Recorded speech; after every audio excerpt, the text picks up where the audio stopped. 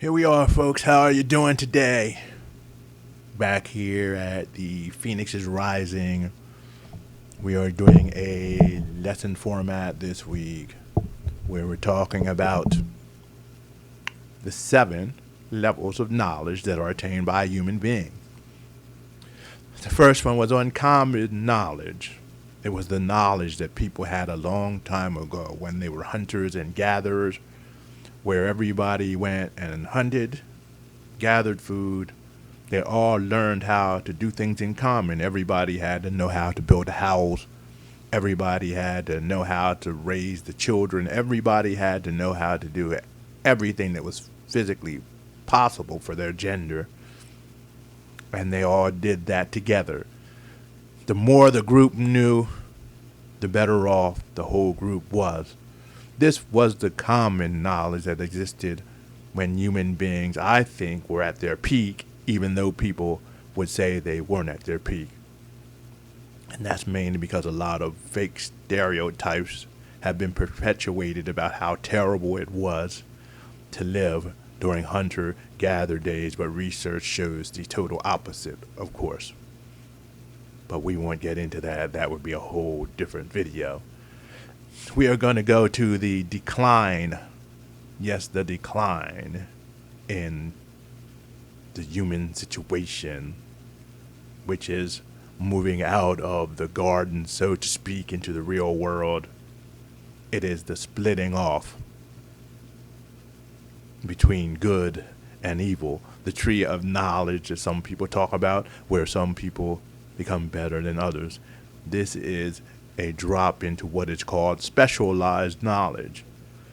If we look at the concept of chakras and things like that, and Hindu philosophy and yogic philosophy, the level 4 chakra, the one that stands for love and completeness and wholeness, would be the point when people were living in this hunter-gathering situation. As they begin to go to a place where there was farming and the necessary knowledge for holding together people, forcing people to do labor, making people work, making people stay in cities, creating more complex society. What happened was that the common knowledge and the common sense began to degrade to specialized knowledge. Certain people did certain things, and those things helped the society to function. But as time went on, as usual, the specialized knowledge got more extreme.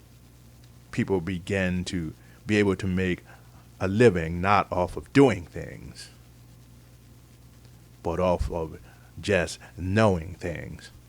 So the knowledge that they began to sell became worth more than the act of doing it.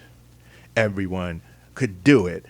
Everyone could do what they were told, but to know how to do what helped the society survive became more important. And now we find ourselves trapped in the extremity of specialized knowledge. The arts, music, medicine, almost everything that we can think of requires a certain secret, specialized knowledge that all of us do not have access to. And if we did have access to it in a society where money is exchanging hands and where knowledge is worth money, the whole society would decay. It would all break down, and we'd probably go back to some other form of hunter and gathering. Perhaps we would build some of the forest farms that they're talking about, where some people are actually building whole forests out of edible plants so a person can just go out and pick the food they want, eat the food they want. People can now use hemp to build houses, to make clothing, even to make a certain type of plastic. So do you see how the overthrowing of specialized knowledge and giving everybody this knowledge would disrupt the society based on the hierarchy, based on the knowledge of good and evil, where those at the top are good And at the bottom, if not evil, just useless. A redundancy. The surplus population is what they used to talk about in the 1700s and 1800s. The people who don't deserve as much and don't matter. And so we find ourselves trapped in specialized knowledge, working hard in order to learn a trade, not even a trade, a philosophy or a skill or some knowledge that we can sell in order to make a living. And nowadays that knowledge even became spirituality. Spirituality, religion, being the best artist or musician, all of these things are the sales of specialized knowledge, knowledge acquired that other people don't have. Now, some of the things like the arts are still about performing, about doing things. But considering that many people go to the art schools to perfect their art and music, that is a type of specialized knowledge also, or they wouldn't be paying thousands and thousands and thousands of dollars to go to a school that would open doors for them that street musicians usually don't get open. So this is specialized knowledge. From specialized knowledge, number 3, chakra, the chakra that is about personal empowerment in the world and a way of making it in the world as an individual. We will go to chakra number 5 next, because the cure for a world that is overrun by personalized knowledge, one that begins to poison everyone, one that begins to stratify the society so that only the ones at the top have resources.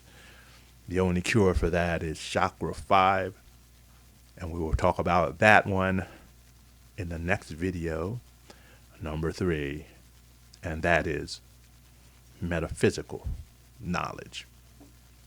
Thanks for being with us. Please subscribe with us. Hit the bell so you know when we drop another video.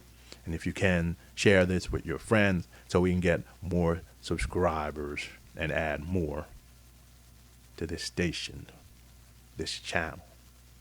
And if you'd like to make a video yourself, please check below and you'll find a link that will give you free information on how to make YouTube videos and even to how to monetize them and use them in order to make your life a little bit better.